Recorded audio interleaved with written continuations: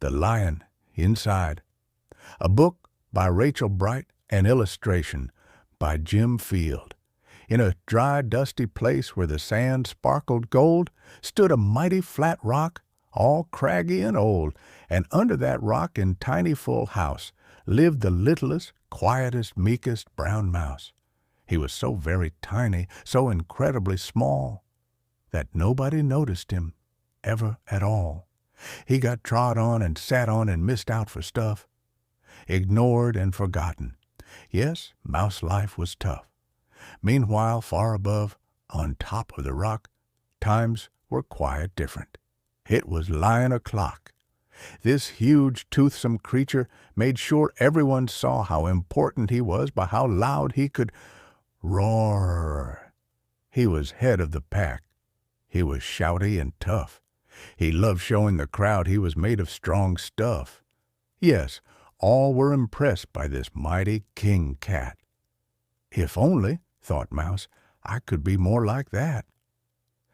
Then, late one dark night, in his Minnie Mouse bed, the cleverest thought popped into his head. He jumped from the covers and held up a paw. "I've got it," he said. "What I need is a roar.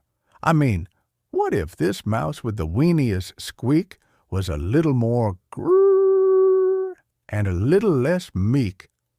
Well, he'd still be the smallest of fuzzy brown mice, but he'd make friends and join in, and life would be nice." Yes, thought the mouse, I must find out how. I will learn how to roar, and I will learn it now. But, gulp, oh my gosh, there was only one beast who could teach him this thing, but might make him a feast. It was time to be strong, take a chance. After all, forever was such a long time to feel small. So he made himself brave, and he thought like a winner. He set off for the top, hoping not to be dinner. It felt like the scariest thing he could do. But if you want things to change, you first have to change you. The further he climbed, the closer he got to the slumbering lion reclining on top. Then at last, as he stood on his tippity-toes, he found himself suddenly nose to nose. Ahem, gulp, pardon me. Wake up, Mr. Lion, you got company? Squeak, Mr. Lion, what I've come to you for is squeak. Do you think you could teach me your roar? A silence befell that twinkling plain. Lion opened his eyes and puffed out his mane. Time slowed right down. Why, it felt like a week.